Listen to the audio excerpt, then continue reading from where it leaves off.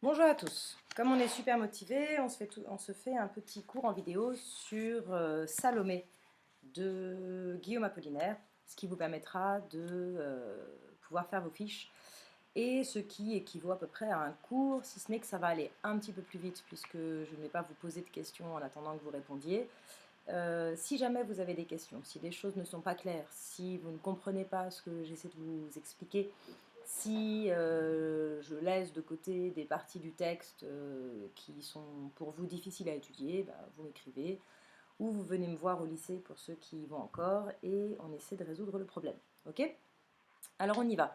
On a déjà fait en cours mardi matin la présentation de l'histoire de Salomé. Je vous ai envoyé de toute façon pendant les vacances sur École Directe un dossier entier sur Salomé pour que vous connaissiez le personnage et je vous ai mis aussi des images pour que vous puissiez enrichir vos fiches de tableaux et pour que vous compreniez aussi l'importance de ce mythe à la fin du 19e siècle puisque c'est un des mythes centraux du symbolisme et de ce qu'on a appelé la décadence, donc le mouvement qui suit le symbolisme et qui est antérieur au surréalisme. Donc Apollinaire, en utilisant ce mythe comme point de départ pour son poème, s'inscrit en réalité dans une mode, dans quelque chose dont tout le monde parle à ce moment-là, dont tous les artistes s'inspirent, et quelque chose qui est retravaillé par les artistes de ce moment-là. Puisque l'histoire de Salomé est biblique, elle s'appuie sur une histoire vraie, donc l'histoire d'Hérode, de sa femme Hérodiade et de la fille d'Hérodiade, Salomé, autour de la décapitation du prophète Jean-Baptiste. Donc ça s'appuie sur une histoire vraie qui est racontée par la Bible mais qui est aussi reprise par des historiens. Ce sont des personnages réels, historiques, qui sont évoqués. Mais cette histoire a été mythifiée, elle a été reprise par les artistes, elle a été évoquée par les écrivains et progressivement elle a évolué. Donc la plus grande évolution autour du personnage de Salomé, comme je vous l'ai mis dans le dossier, elle est introduite par un auteur allemand, un auteur pré-romantique, Heinrich Heine, qui va changer la personnalité de Salomé. Salomé était une jeune fille manipulée par sa mère, assez innocente en réalité et inconsciente de la portée de ses actes. Quand elle danse devant Hérode, elle ne se rend pas parfaitement compte de la dimension érotique de cette danse et de la gravité de ce que sa mère lui demande, puisqu'en échange de cette danse, elle demande qu'on tue le prophète Jean-Baptiste, celui qui avait baptisé Jésus, qui est son cousin, et qu'on lui apporte sa tête sur un plateau. Cette scène, c'est la scène la plus représentée en peinture, dans tout le domaine pictural, euh, au Moyen Âge, au XVIe siècle, au XVIIe siècle. Donc cette scène de la décapitation, ce qu'on appelle la décollation de Jean-Baptiste, et l'offrande de la tête de Jean-Baptiste sur un plateau à Salomé. Et en fait, à partir de Heine, l'histoire va un petit peu s'infléchir. Salomé va devenir un personnage plus ambigu, conscient de son pouvoir sur les hommes, et surtout, les auteurs vont changer la relation entre Salomé et Jean-Baptiste. Dans l'histoire biblique, il n'y a pas de Jean-Baptiste dans sa prison avant de demander sa tête sur l'ordre de sa mère, et il n'y a pas d'histoire entre eux. Alors que Heine va inventer une attraction de Salomé pour Jean-Baptiste, une attraction à sens unique, et va faire de cette attraction, de cet amour, enfin de ce désir inassouvi, va en faire la cause de la décollation de Jean-Baptiste. C'est-à-dire que Salomé ne va plus demander la mort de Jean-Baptiste simplement pour obéir à sa mère et pour venger l'honneur de sa mère mis à mal par les accusations de Jean-Baptiste.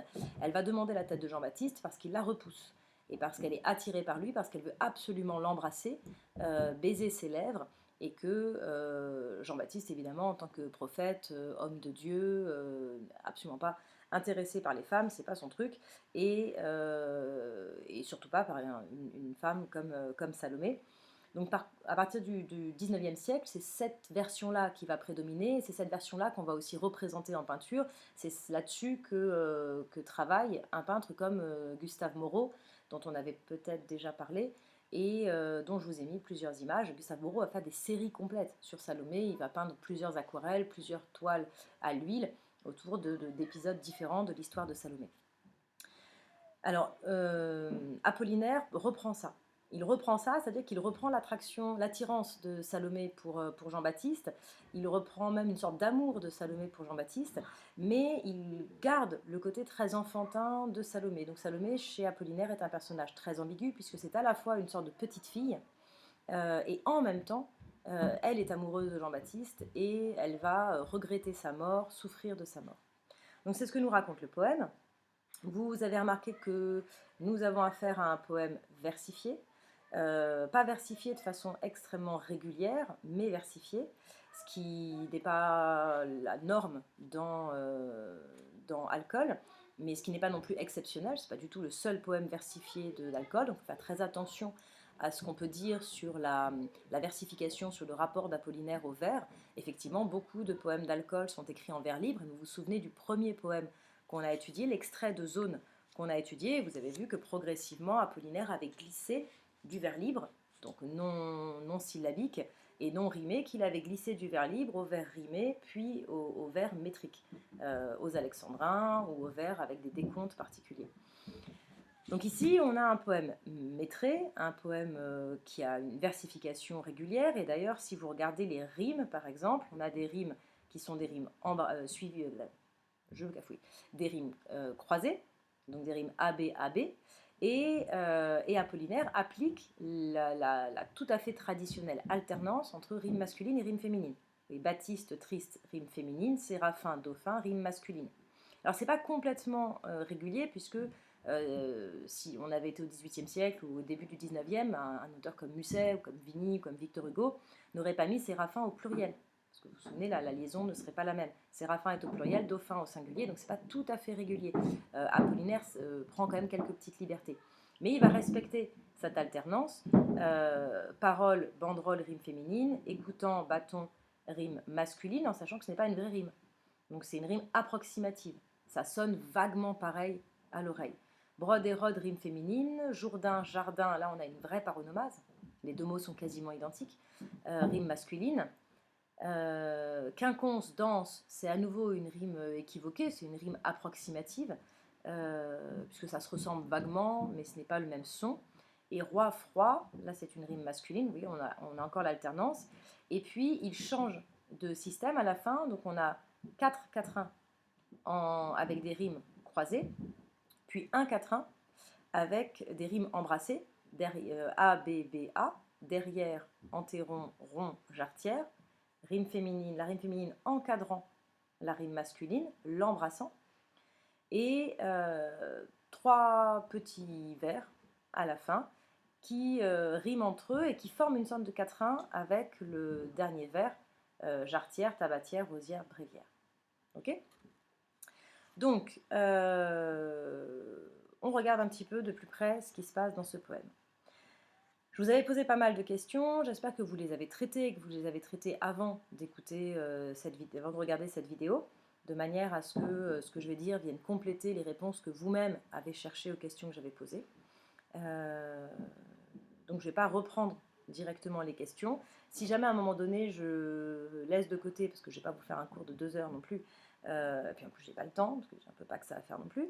Donc si jamais certaines questions ne sont pas traitées dans cette vidéo et que vous n'êtes absolument pas sûr de votre réponse, vous m'écrivez ou vous venez me voir. Pour que sourie encore une fois Jean-Baptiste, sire, je danserai mieux que les séraphins. Ma mère, dites-moi pourquoi vous êtes triste en robe de comtesse à côté du dauphin. Donc vous remarquez qu'il n'y a pas de ponctuation. Donc on a un poème entièrement dépourvu de ponctuation, ce qui peut poser un certain nombre de problèmes, étant donné qu'un grand nombre de phrases dans le poème sont des interrogatifs, sont des questions. Donc il supprime le point d'interrogation, et parfois au niveau syntaxique, ça crée une ambiguïté, parce qu'on ne sait pas trop bien exactement à quelle phrase intégrer tel ou tel groupe de mots. Pour que sourie encore une fois Jean-Baptiste, sire, je danserai mieux que les séraphins. Dans les 2 premiers vers, Salomé parle, elle parle à la première personne. On a un poème qui est centré sur le personnage de Salomé, c'est elle qui parle. Donc le poète laisse la parole à son personnage. On a quelque chose qui ressemble à une scène de théâtre en réalité, et vous pouvez parfaitement mettre ce poème en lien avec la pièce de théâtre écrite par Oscar Wilde, alors un petit peu après le poème d'Apollinaire. C'est qu'Alcool est déjà paru, quand Apollinaire écrit ce poème, je pas complètement sûre. Je vais quand même le vérifier, parce que j'ai dit en classe que Wilde était postérieur, et maintenant que j'y réfléchis, il faut quand même que je vérifie précisément les dates. Donc le personnage de Salomé est le centre du poème, c'est elle qui parle à la première personne du singulier, et elle va apostropher, elle va s'adresser à un certain nombre de personnages. Donc, une des questions que je vous posais, vous demandez d'identifier précisément toutes les structures dialoguées du poème pour voir à qui elle s'adressait de façon successive. Les deux premiers vers sont adressés à Hérode, sire. Sire, c'est un terme qu'on utilise pour s'adresser à un roi, et donc le roi contemporain de Salomé, c'est Hérode. Alors la petite note dans la marge est fausse, Hérode n'est pas le père de Salomé, son beau-père, donc Hérodiade est bien sa mère, mais Hérode n'est pas son père. D'un autre côté, Cire ne convient absolument pas à l'environnement chronologique. L'histoire de Salomé se déroule au 1er siècle après Jésus-Christ. Au moment où Jean-Baptiste est décapité, il a déjà baptisé Jésus. Il l'a baptisé dans le fleuve Jourdain, qui est évoqué dans le poème. Et ce baptême, Jésus l'a reçu à 30 ans. C'est ce qui marque le début de sa vie publique. C'est le moment où une colombe, où l'Esprit Saint descend du ciel et son mouvement dans la Bible est comparé à celui d'une colombe. Et à ce moment-là, la voix de Dieu se manifeste et Dieu identifie Jésus comme son fils. Celui-ci est mon fils bien-aimé. Donc on est autour, et la décollation de Jean-Baptiste a lieu juste après. Hérode, c'est le roi qui avait essayé aussi de faire tuer Jésus enfant. Donc il est déjà vieux, Hérode, à ce moment-là, puisque l'histoire des saints innocents, donc le massacre de tous les premiers-nés d'Israël pour éliminer le Messie, dont Hérode pensait qu'il le détrônerait, qu'il lui prendrait sa place de roi, ça date déjà de 30 ans. Et Hérode était déjà roi à ce moment-là. Donc, à moins que ce ne soit son frère, qui s'appelait pareil, à voir. Donc, on est dans ce 1er siècle après Jésus-Christ, dans le premier tiers du 1er siècle, et le terme sire est un terme qu'on utilise en France au 16e, 16e, 17e siècle pour s'adresser à la personne du roi.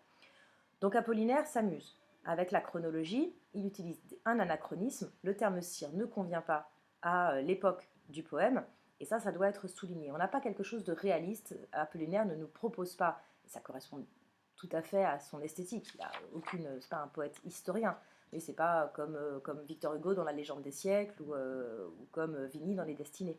Donc les poètes romantiques vont être des poètes historiens, qui vont évoquer des épisodes de l'histoire européenne, et qui vont les évoquer avec réalisme, en s'intégrant parfaitement dans l'histoire, en respectant le vocabulaire, les événements historiques, etc. Apollinaire, c'est un auteur fantaisiste. Il se moque de tout ça, il pose un cadre, il va jouer avec ce cadre. Donc le sire, c'est un appellatif qui renvoie au roi, mais qui ne convient pas à la personne d'Hérode. Jamais personne n'a appelé Hérode sire. Pour que sourit encore une fois Jean-Baptiste, sire, je danserai mieux que les séraphins. Pour que sourit, vous avez remarqué la terminaison de sourit. C'est pas le verbe sourier, c'est le verbe sourire, verbe du 3e groupe. Donc on est ici au subjonctif. Donc c'est un but qui est défini, c'est l'objectif de son action qui va être ce sourire de Jean-Baptiste. Mais ce premier vers évoque évidemment quelque chose d'impossible, parce que Jean-Baptiste ne peut plus sourire puisqu'il est déjà mort. Donc là aussi, Apollinaire va mettre en scène un vœu, un souhait de Salomé. Il va faire espérer quelque chose à son personnage, quelque chose dont tout le monde sait, le lecteur, le personnage lui-même, et le poète évidemment, que c'est impossible. Salomé sait que c'est impossible puisque c'est elle qui a fait tuer Jean-Baptiste, et elle va évoquer d'ailleurs la tête de Jean-Baptiste qui est là, présente devant elle. C'est la 4e strophe. Venez tous avec moi, prends cette tête au lieu de ta marotte et danse. Donc la tête de Jean-Baptiste, elle est là, physiquement présente devant Salomé, et malgré cela, Salomé va émettre ce vœu pour que sourie encore une fois Jean-Baptiste. Donc c'est une sorte de repentir, une sorte de regret qu'elle exprime à travers cela, et d'ailleurs le verbe suivant, je danserai, est au conditionnel. Donc c'est un irréel du présent, quand on émet un vœu dont on sait qu'il n'est pas réalisable. Jean-Baptiste n'est pas désigné comme un saint. c'est un prophète. Salomé n'est pas chrétienne, elle ne fait pas partie de ce groupe qui s'est réuni autour de Jean-Baptiste pour attendre le Messie. Elle ne fait pas partie de ce groupe de proto-chrétiens, parce qu'on pourra parler de chrétiens après la mort de Jésus et sa résurrection. Donc à ce moment-là, les chrétiens n'existent pas, mais la tradition parle de Saint Jean-Baptiste. Ici, le poète enlève le saint parce que Jean-Baptiste est présent en tant que personnage dans le poème, il est présent en tant qu'homme. Ce que Salomé aurait aimé nouer avec Jean-Baptiste, c'est une relation d'humain à humain. Ce n'est pas une relation de disciple à maître religieux, ce n'est pas une relation d'auditrice à prophète. C'est une relation de femme à homme. Donc c'est en tant qu'homme que Jean-Baptiste est présent ici, mais étonnamment, Jean-Baptiste n'est absolument pas son prénom. Jean-Baptiste, c'est la contraction de Jean le Baptiste, et il est devenu Jean le Baptiste le jour où il a baptisé Jésus, dans le Jourdain. En fait, son nom, c'est Jean, tout simplement. Et quand Hérode ou Hérodiade évoque le prophète, elle parle de Jean. Enfin, il parle de Jean, et pas de Jean-Baptiste. Donc le nom, en même temps, est ambigu. Vous voyez, on enlève le saint, mais on utilise un nom qui renvoie à sa fonction religieuse, à cet acte du baptême qu'il a réalisé quelque temps auparavant. Son vœu est modeste pour que sourie encore une fois. C'est parce qu'il est impossible qu'il est modeste. On demande, ça ne sert à rien de lui demander de sourire 40 000 fois, puisque de toute façon, même un seul sourire serait déjà impossible. Je danserai mieux que les séraphins. Le thème de la danse est absolument essentiel chez Apollinaire, comme le thème de la musique. Dans le poème qu'on va étudier après, Marie, vous avez vu, en répondant aux questions, que la danse est centrale dans l'histoire qui est racontée. Il serait bien que vous fassiez une petite liste de 3 ou 4 autres poèmes qui évoquent cette thématique de la danse, pour montrer qu'on a ici affaire à un des éléments thématiques récurrents, voire obsessionnels chez Apollinaire. Donc des études ont été faites, et je crois que la danse, c'est la 3e thématique au niveau des récurrences lexicales, c'est la 3e thématique la plus représentée dans Alcool. Donc il va introduire ce thème de la danse, et ce thème de la danse, il est parfaitement cohérent ici, puisque l'histoire de Salomé, l'histoire biblique de Salomé, et l'histoire de Salomé telle qu'elle est reprise au 19e, tourne autour de cette fameuse danse de Salomé devant Hérode. Elle danserait mieux que les séraphins, c'est tout à fait ambigu, et là aussi Apollinaire s'amuse, parce que la danse de Salomé a eu cette particularité qu'elle était une danse érotique, c'est la danse des 7 voiles qu'elle a dansée. Pour voir ça, je vous conseille vraiment de lire la pièce d'Oscar Wilde, et c'est une pièce en un acte, donc c'est extrêmement court, ça se lit en 15 minutes, et vous verrez que cette danse est une danse érotique, c'est une danse qui doit réveiller les sens un peu éteints, pas les sens en un seul mot, mais les plus loin sens, donc la sensualité un peu éteinte d'Hérode, et c'est parce qu'elle va l'attirer, parce qu'elle va le mettre dans une espèce de transe érotique, sexuelle, qu'elle va obtenir de lui tout ce qu'elle veut. Ici, elle envisage de refaire la même chose, ça a marché une fois. Elle a pu obtenir ce qu'elle voulait en dansant, elle va essayer de refaire la même chose, je danserai mieux que les séraphins, pour obtenir la résurrection de Jean-Baptiste.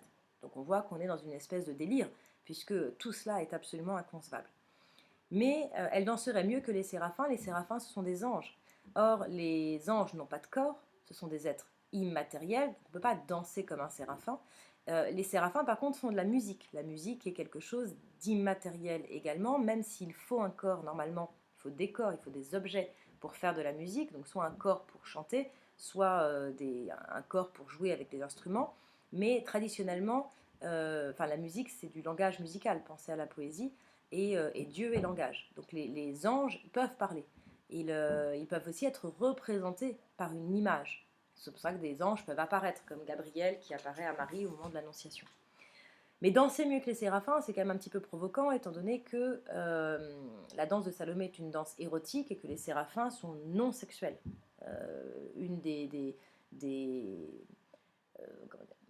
On appelle ça une disputatio, un échange argumenté qui était pratiqué au Moyen-Âge. Un de ces échanges argumentés, une de ces disputatio les plus célèbres, c'est celle qui réfléchit sur le sexe des anges. Est-ce que les anges sont masculins, féminins, asexués, complètement, pas complètement, etc. Vous savez bien que par exemple des anges comme Saint-Michel, on les représente quand même plutôt comme des mecs, parce qu'ils ont une épée, ils combattent, etc. Donc cette question du sexe des anges est une question importante, et les anges, ils sont hors, ils ne se reproduisent pas, ils sont hors de la sphère de la sexualité. Les anges qui vont, et pourtant, le 19e siècle va aussi fabriquer cette histoire des incubes, des succubes, en reprenant la pensée médiévale, donc d'anges qui finalement vont entretenir des relations avec les humains, et donc vont s'incarner d'une certaine façon, vont matérialiser leur corps pour pouvoir entretenir des relations érotiques avec les humains. Donc la question des anges, c'est une question étrange, pas claire, ambiguë, complexe. Et ici,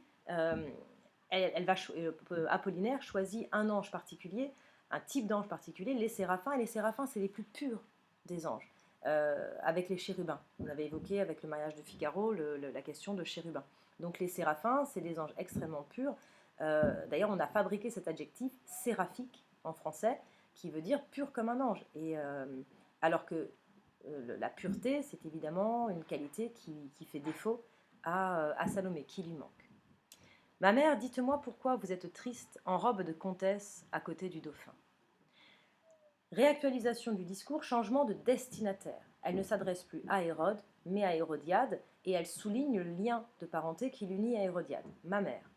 Donc Apollinaire a, dans une première strophe, intégrer les 3 personnages centraux de l'histoire. Les 3 personnages encore vivants, il y a 4 personnages dans cette histoire, Hérode, Hérodiade, Salomé, Jean-Baptiste.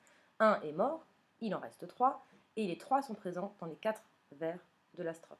Vous voyez, sire, je, ma mère. Elle va poser une question à sa mère. Ma mère, dites-moi pourquoi vous êtes triste. Ça, c'est tout à fait étonnant, parce que rien dans la tradition ne nous dit qu'Hérodiade soit triste. Au contraire, Hérodiade se réjouit de la mort de Jean-Baptiste, et c'est sa propre tristesse que Salomé projette en réalité sur sa mère, tristesse dont elle lui demande la cause. Dites-moi pourquoi. Ça fait penser au tout début de la messe, quand c'est un texte qui n'a pas bougé depuis le tout premier Moyen-Âge. Mon âme, pourquoi es-tu triste? Donc c'est fondé sur un psaume. En robe de comtesse à côté du dauphin. Là aussi, on doit savourer l'humour d'Apollinaire et sa fantaisie, puisqu'il va casser tous les codes chronologiques. Il n'y a pas de comtesse dans l'Antiquité, et il n'y a pas non plus de dauphin. Ces termes sont à corréler au terme sire. Il a déplacé son histoire dans le temps pour la projeter dans un XVIIe, XVIIIe siècle un peu fantasmé, qui en réalité est un XVIIe siècle de contes de fées. On a l'impression d'être dans les contes de Perrault, et le Chaboté, ce genre de choses. Donc le dauphin, c'est le fils du roi, celui qui est normalement appelé à régner, l'héritier. Et en réalité, il n'y a pas vraiment de dauphin dans l'histoire. Hérode n'a aucune intention de laisser son trône à qui que ce soit. Mais vous voyez, Apollinaire crée une scène comme au théâtre, dans laquelle Salomé s'intègre tout en étant spectatrice, en réalité, de ce qui se passe autour d'elle. Mon cœur battait très fort à sa parole quand je dansais dans le fenouil en écoutant, et je brodais des lys sur une banderole destinée à flotter au bout de son bâton. Mon cœur battait très fort à sa parole. Apollinaire reprend donc comme je l'ai dit, cette attraction de Salomé pour Jean-Baptiste, mais par exemple chez Oscar Wilde, ce qui attire Salomé, c'est la bouche et le corps de Jean-Baptiste. Ils reprennent un mot de Saint Bernard, inspiré du Cantique des Cantiques, qui est une partie de la Bible très ambiguë. Et Salomé réclame de pouvoir baiser Jean-Baptiste d'un baiser sur sa bouche. Ici, ce qui est le pôle d'attraction, c'est la parole. Il faut que vous fassiez un lien entre la parole prophétique telle que celle de Jean-Baptiste et la parole poétique. Ce thème de la parole est central aussi chez Apollinaire. Les gens chantent, les gens parlent dans les textes d'Apollinaire, et ce qui attire ici Salomé, c'est la parole de Jean-Baptiste. Ce qui l'a exalté, c'est d'entendre sa parole, pas du tout de voir son corps. Mon cœur battait très fort. Il faut souligner la répétition du verbe, battait. Le cœur, c'est le siège des sentiments. Donc là, on a un vocabulaire amoureux habituel. Son cœur battait très fort, c'est très enfantin cette répétition. Et en plus, ça martèle le verbe. La répétition, c'est un verbe qui est construit exclusivement sur des voyelles éclatantes, avec beaucoup de A, donc des voyelles très ouvertes, et des consonnes très dures, B et T. Donc on a l'impression de l'entendre, le battement du cœur. Vous voyez, quand on parle de la musique poétique, on a l'impression d'entendre ce battement du cœur de Salomé qui s'emballe lorsqu'elle écoute Jean-Baptiste. Quand je dansais dans le fenouil en écoutant, et là il nous manque le complément. Écouter n'est pas une action en soi. Écouter est un verbe qui normalement est transitif, normalement appelle un COD. On l'utilise assez rarement de façon absolue, c'est-à-dire sans complément. Alors on peut déduire. Qu'est-ce qu'elle écoute? Elle écoute sa parole. C'est le vers précédent. Donc là, on forme une sorte de boucle. Elle s'enferme dans la boucle de cette parole. Et que fait-elle pendant ce temps-là? Eh bien, elle danse toujours. Salomé va être définie par cette danse, et elle danse dans le fenouil. Alors, ça n'a aucun sens, danser dans le fenouil. Je ne sais pas si vous vous rendez compte à quoi ressemble du fenouil. Ça pousse dans la terre, ça laisse juste des fans comme les carottes à l'extérieur. Ça ne fait pas de fleurs particulièrement jolies, mais le fenouil a une valeur symbolique. Le fenouil, traditionnellement, dans l'imaginaire symbolique, évoque l'immortalité. Donc, danser dans le fenouil, c'est une façon de se rendre éternel soi-même à travers la danse, ce qui a été le cas, puisque ça fait 2000 ans quand même qu'on parle, qu'on réécrit, qu'on peint cette danse de Salomé. Donc l'histoire a prouvé qu'effectivement la danse de Salomé était éternelle, et puis c'est aussi une façon d'abolir la mort, alors que la mort elle vient de la donner, elle a fait tuer Jean-Baptiste, et elle rappelle que quand il parlait, quand il était vivant, elle avait l'impression que le temps s'arrêtait, qu'on était dans l'éternité, qu'on était dans l'immortalité, et que ni elle ni Jean-Baptiste ne pouvaient mourir. Or l'histoire les a rattrapés, parce que la mort les a rattrapés. Et je brodais des lys sur une banderole destinée à flotter au bout de son bâton. Ah, derrière, on a l'impression de voir Jeanne d'Arc qui brode des lys sur une banderole. Le lys, ça n'a pas de sens réel au niveau politique dans l'Antiquité. Le lys deviendra un symbole politique qu'on va pouvoir broder sur des banderoles à partir de la monarchie française. Par contre, le lys, c'est le symbole de la pureté. Donc pureté de Jean-Baptiste, mais pas pureté de Salomé. Vous voyez, on est toujours dans cette ambiguïté. Apollinaire a purifié Salomé. C'est comme si cette aventure avec Jean-Baptiste avait été une épreuve de purification pour Salomé, qui part de la corruption de sa famille avec Hérode et Hérodiade pour aller vers la pureté dans la relation mortifère, dans la relation funeste avec Jean-Baptiste. Donc je brodais des lys sur une banderole. On est au passé, vous vous souvenez, au présent. On était au présent dans la première strophe. Mère, dites-moi, c'est maintenant. Pourquoi vous êtes triste maintenant? Dans cette deuxième strophe, Apollinaire fait remonter Salomé dans ses souvenirs, dans le temps, avec l'usage de l'imparfait. Mon cœur battait, je dansais, je brodais. Vous voyez, 3 verbes, 3 actions, le cœur qui bat, la danse et la broderie. Broder des lys sur une banderole, c'est aussi une façon d'éterniser les choses. On inscrit quelque chose dans un objet qui va rester. Elle brode pour Jean-Baptiste, destiné à flotter au bout de son bâton. Jean-Baptiste est évoqué juste à travers l'adjectif possessif son. C'est un petit peu ambigu, on n'a pas d'indication, il faut deviner quelle est la personne qui est évoquée ici par le son. Ce bâton, c'est le bâton de l'ermite. Jean-Baptiste vivait dans le désert, il mangeait des sauterelles, il était habillé d'une peau de chameau, c'est un homme à la vie très, très sobre, très ascétique. Et ce bâton, c'est le bâton aussi du pèlerin, de celui qui a traversé le désert pour aller prêcher, comme c'est un prophète, il marchait beaucoup, il partait de ville en ville pour aller inviter les gens à se convertir et à écouter la parole du Christ. Et pour qui voulez-vous qu'à présent je la brode? Son bâton refleurit sur les bords de Jourdain, et tous les lys, quand vos soldats, ô roi Hérode, l'emmenèrent, se sont flétris dans mon jardin. Donc on fait attention à la syntaxe. Pour qui voulez-vous qu'à présent je la brode? Point d'interrogation, la phrase en fait s'arrête là. Suit un constat, son bâton refleurit sur les bords du Jourdain, et tous les lys se sont flétris dans mon jardin quand vos soldats l'emmenèrent au roi Hérode. Il faut composer. Je redis. Et tous les lys se sont flétris dans mon jardin quand vos soldats l'emmenèrent au roi Hérode. Donc elle va rejeter la responsabilité de l'arrestation de Jean-Baptiste sur Hérode. Il est responsable. Vos soldats. Donc tout est dans l'adjectif possessif vos avant roi Hérode. Et pour autant, elle reste respectueuse. Au roi Hérode.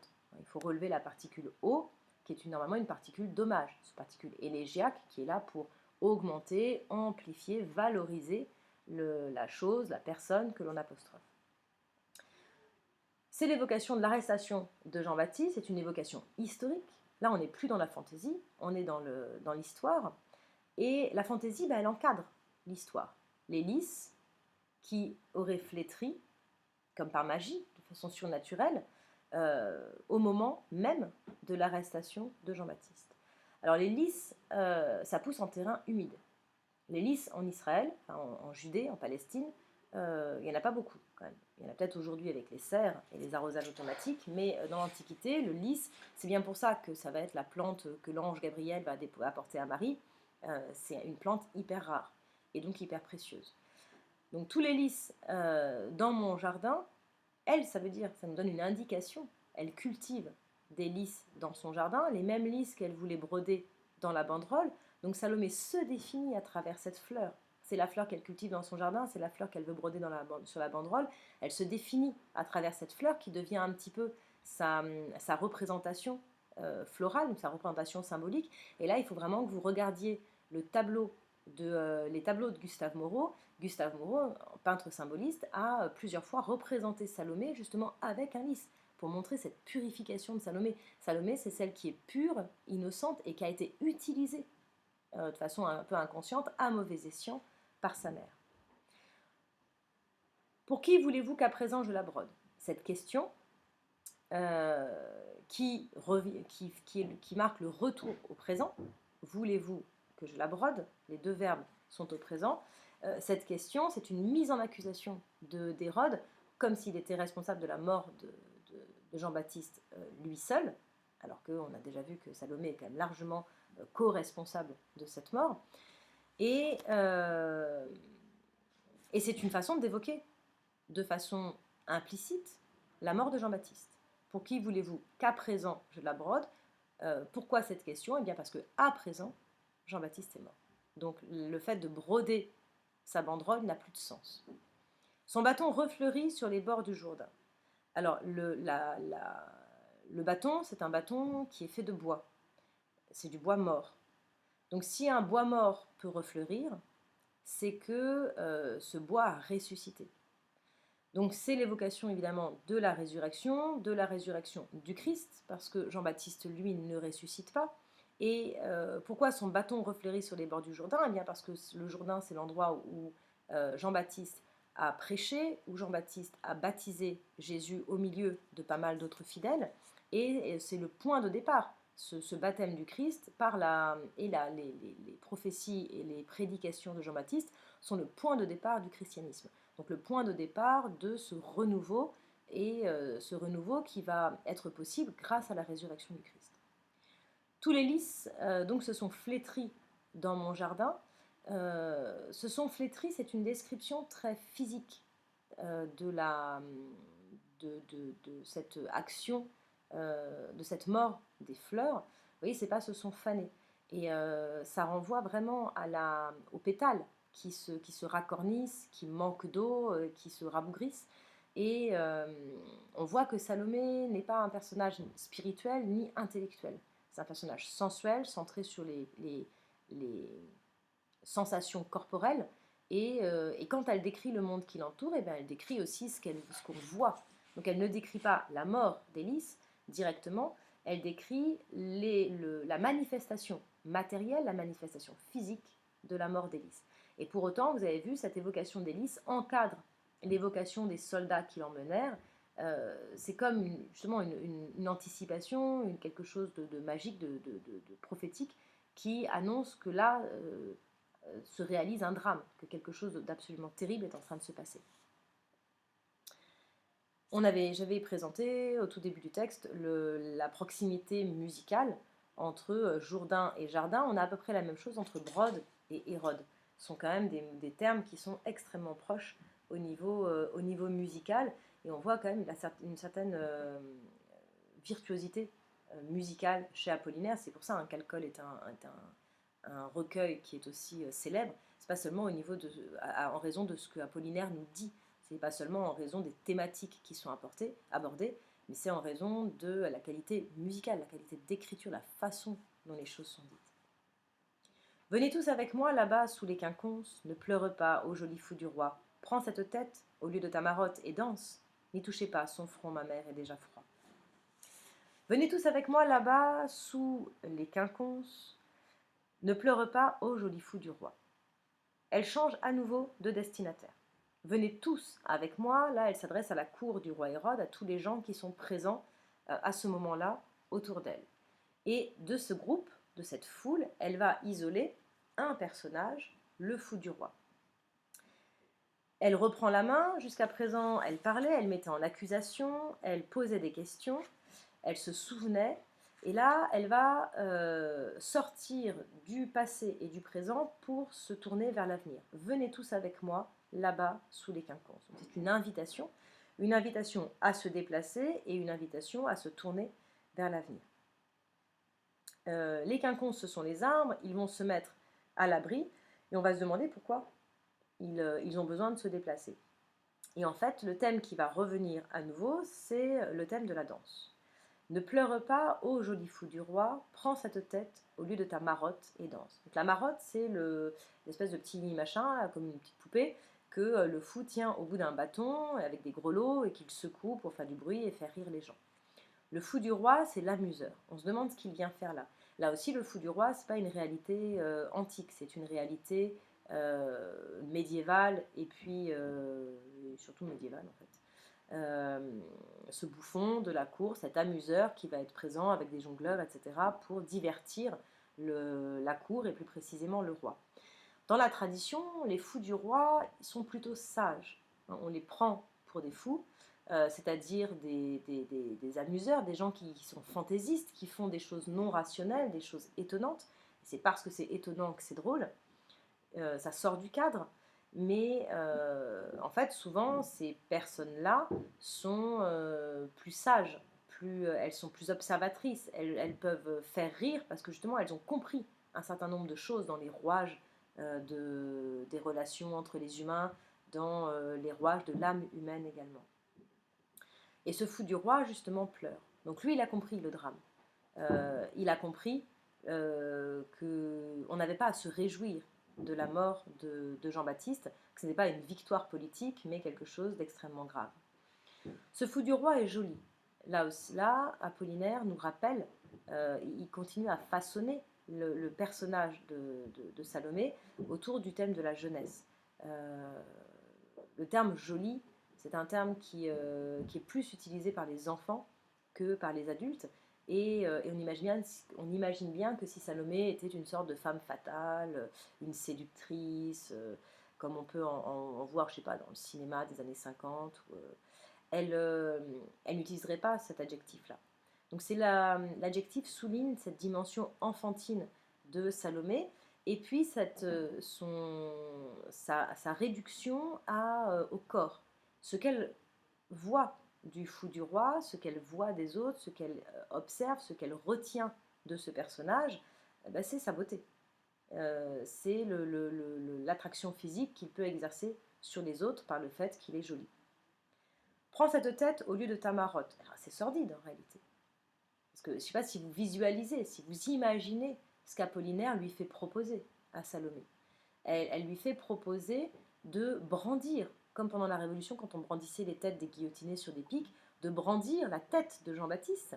Alors allez regarder les représentations picturales de la décollation de Jean-Baptiste, et à quel point c'est dégueulasse, quand même, à quel point les chairs du cou pendouillent, à quel point ça saigne, etc. Donc c'est pas quelque chose enfin, esthétiquement c'est terrible. Donc là, Apollinaire, en fait, de façon très légère, de façon presque humoristique, puisqu'il parle du fou du roi, de sa marotte, on est dans un environnement léger, il intègre une image qui est une image extrêmement poignante, extrêmement violente de cette tête, et on est, vous voyez, quasiment au milieu du poème. Elle est là, elle est au centre, la tête, au centre du poème, de cette tête qui va devenir un jouet, qui va devenir comme un hochet d'enfant, parce que la marotte du bouffon, ça ressemble beaucoup au hochet des enfants, vous voyez, qu'ils ont dans la main et qu'ils secouent pour faire du bruit. Et il doit danser. Prends cette tête au lieu de ta marotte et danse. Salomé donne des ordres. Oui, 4 ordres. Venez, pleure, prends, danse. Et il y en aura encore à la suite. N'y touchez pas. Marchez devant, marchez derrière. On a 7 verbes, en réalité 6 actions. Venez, pleure, mon écran s'efface. Venez, pleure, prends, touchez. Et puis marcher, ça fait 6. Et oui, danse. Voilà, 7. Enfin, 6, pardon. On a 6 actions, donc un double rythme ternaire. Est-ce que ça filme encore ou est-ce que ça ne filme plus? Ça filme encore. Donc on a 6 actions portées par 7 verbes, puisque le dernier est rédupliqué. Donc, dans les rythmes ternaires, pour éviter la monotonie, pour éviter l'ennui, on intègre souvent des variations de ce type.